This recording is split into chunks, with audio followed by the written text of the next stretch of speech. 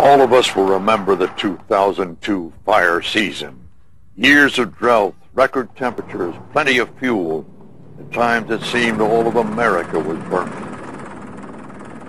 I'm Walter Cronkite. I'd like you to hear something. Electricity's out in the entire town, and I may have the only working generator. QSL loud and clear. Do you have any priority messages? They're just two average guys who saw the need and volunteered.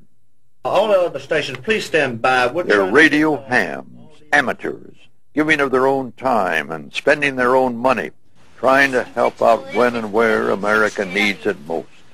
Not just at wildfires, but at earthquakes, hurricanes, tornadoes. Just one tornado now, the other one died. At floods, at any disaster.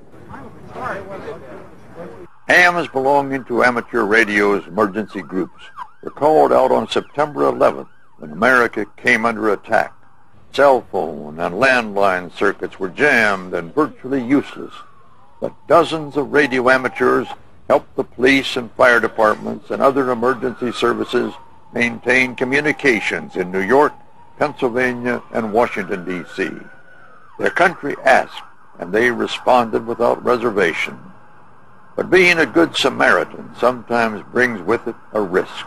And sometimes it's not just risky, it's downright dangerous. There's a gas leak! Let's go! Turn around and go that way!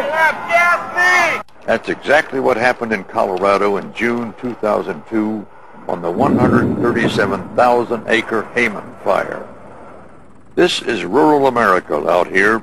You can't always rely on a cell phone and when you need help. It looks like the wind shifted back to the west and or northwest, and it's moving the fire back in this direction. The fire is just right over this ridge here behind me. It's starting to get close. Looks like we're going to have to prepare to get out of here pretty shortly. The sky had already turned ominously dark. The air was thick with smoke, making breathing more difficult. The sun reduced in intensity to little more than a light bulb through the smoky haze. The wind, increasing in speed, began blowing the fire toward the volunteers.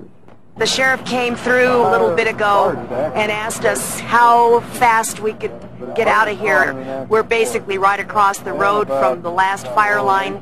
So they stood by their radios, handling emergency communications for the police, the fire, the Teller County Office of Emergency Services. This is West Creek Fire. Ted, could I get a status update, your location, please? Things are pretty quiet. Firefighters should be coming in for supper before long. The role of amateur radio operators in this particular event has been very significant. We've provided a lot of communication capability. We're in an area where it's difficult to communicate. As a result, our capabilities greatly enhance the efforts of law enforcement, of firefighting, of the Red Cross, and the Salvation Army. It takes a lot of cheeseburgers to fight a forest fire. Here you go, sir. Okay. Got it? Thank you. All right. In the end, there was a break in the weather. The winds changed, and all of the emergency workers, the firefighters, the police, the radio amateurs, handling the communications, all of them were safe. This is WG0N. I'll be coming back to the command center. You know, we call them radio amateurs, but their skill levels are anything but amateur.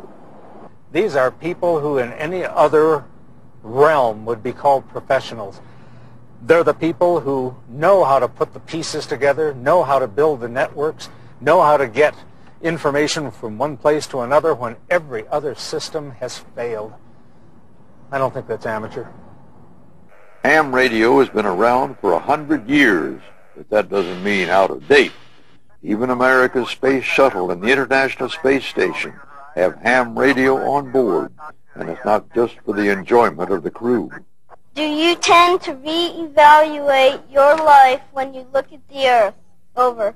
When you float up here above the Earth in our little spacecraft and look down at the great big spacecraft that we all fly on, it makes us all think about what our priorities are. Over.